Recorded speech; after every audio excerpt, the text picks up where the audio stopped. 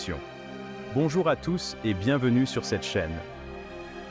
Aujourd'hui, nous plongeons dans le drame captivant des élections américaines de 2024. Attachez vos ceintures, car la course s'annonce mouvementée. Les auteurs s'expriment. 4 auteurs renommés, Colum McCann, Margo Jefferson, Richard Ford et Marilynne Robinson, se sont exprimés, partageant leurs espoirs et leurs craintes pour l'avenir des États-Unis.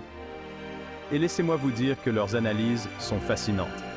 Commençons par Colum McCann. Il tire la sonnette d'alarme concernant l'extrémisme politique.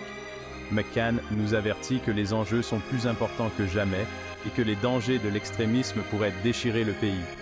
Ensuite, nous avons Margo Jefferson. Elle rêve d'un retour à la normale, surtout si Kamala Harris prend la barre. Jefferson pense qu'une présidence Harris pourrait apporter une stabilité bien nécessaire. Richard Ford, quant à lui, met l'accent sur la participation électorale. Il ne mâche pas ses mots dans sa critique du Parti démocrate, notamment en ce qui concerne la succession de Biden.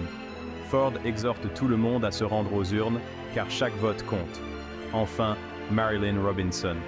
Elle loue Harris pour sa diversité et son potentiel de réforme.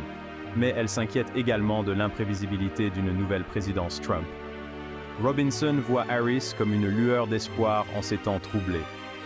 La controverse du Saturday Night Live change maintenant de sujet pour aborder la controverse entourant l'apparition de Harris au Saturday Night Live. La vice-présidente Harris est apparue récemment dans l'émission SNL, ce qui a déclenché une véritable tempête. Brendan Carr, membre de la Commission fédérale des communications, FCC, affirme que cette apparition a violé la règle du temps d'antenne égal, qui impose un temps d'antenne égal pour les candidats politiques. Mais attendez, ce n'est pas tout.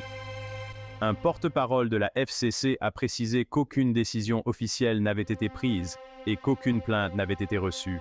On dirait un cas classique de drame politique, n'est-ce pas?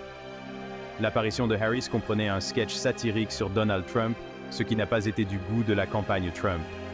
Le sketch faisait même écho à un sketch de 2015 mettant en scène Trump et Jimmy Fallon. Le producteur de SNL, Lorne Michaels, avait auparavant déclaré que les candidats en lice ne pouvaient pas apparaître dans l'émission en raison des lois électorales. Alors, que se passe-t-il? Cet incident met en lumière l'équilibre délicat entre la satire politique et les réglementations électorales, surtout en année électorale, vers les élections. À l'approche du jour des élections, les enjeux ne cessent de croître. Que vous soyez dans l'équipe Harris ou dans l'équipe Trump, une chose est sûre, cette élection restera dans les annales. Merci d'avoir suivi cette vidéo. N'oubliez pas d'aimer, de commenter et de vous abonner pour plus de mises à jour sur les élections de 2024. À la prochaine.